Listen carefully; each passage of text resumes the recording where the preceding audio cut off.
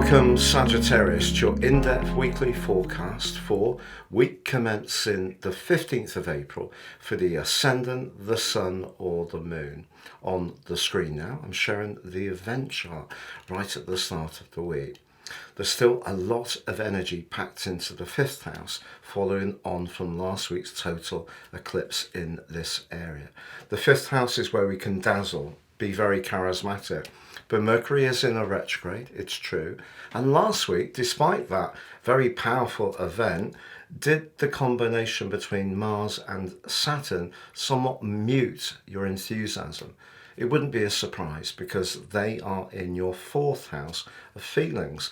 And Saturn has been inhibiting in that regard over the last year. You've really had to work at it. Maybe there's been some physical changes to where you're living. And Mars starts this week still pretty much in touch with Saturn. But the good news is that as this week goes on, Mars escapes Saturn's clutches and starts to apply in a brilliant way to Jupiter in particular, your ruler. And that happens by Friday. So I think your energy is going to come up this week. Things will develop in a freer way. Also, the action in House 5 is not at an end because Venus connects to the North Node, then meets the retreating Mercury on Friday too. That's a very flirty combination and could give you a push to go out, socialise, interact, do something more playful, go to watch a movie, a band, a show. Just let go a little bit of some of those recent restrictions that Saturn and Mars may have created. But the moon is in Cancer at the start of the week, in the deep House 8.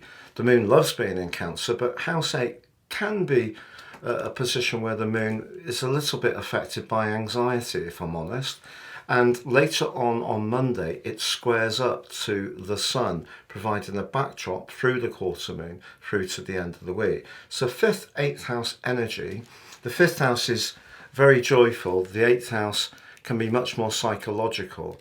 It's possible that if someone you're drawn to tends to be a little bit hard to read, maybe a bit distant, maybe there's some politics around a particular relationship at the moment. It doesn't have to be just a romance. That can be something that does come up as the week goes on. But the combination between Venus and Mercury is a mighty one because Mercury retrogrades obviously cause niggles, delays, mix-ups and so forth, but they do provide opportunities to revisit things. And the 5th house could mean that you have a connection to someone by the end of this week, which actually proves to be really uplifting for you both. Now, Friday sees the Sun make its way into the practical Taurus. Practical for you, not just because it's an earth sign, because it's House 6. It's where Jupiter, your ruler, has been since last May, and Uranus since 2019, March, full time. So your work, health, routines may have been disrupted over that period of time. It may not have been a straight line. The Sun moving into this area gives you an opportunity over the next month to use 6th house energy, which can be to do with refinement, virtue, trying to clean things up, get things working a bit more orderly. And if you have been, very inventive of late, and it wouldn't be a surprise with all that Aries energy, packing that idea into something that's more tangible and workable, so form and function. It's just that the Sun immediately comes into a tense right angle with Pluto. Pluto is in the part of your scope to do with your ideas, and at the very start of this week, your ideas actually could connect to someone in a very powerful way as Pluto arcs in a very enabling 120-degree angle to the part of fortune. So that can be a great start to the week, but the square between Pluto and the Sun is a bit more complex. It could create a lot of nervous energy if you try to reform elements of your situation maybe a little bit too rapidly. So you could feel a bit intense as the week draws to a close, but of course your ruler Jupiter is inching. It's now under 1 degree away from Uranus.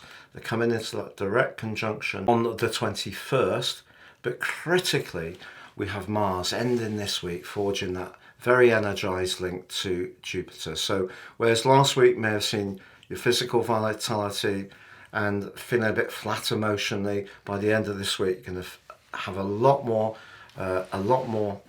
stamina and a lot more desire to sort things out in your situation. It's been a real pleasure being with you, Sagittarius. I hope you have a great week. We have done some research and found that 55% of people who watch this channel are not subscribers. Please help the channel by clicking or tapping that bell notification symbol and being a subscriber too. Thank you.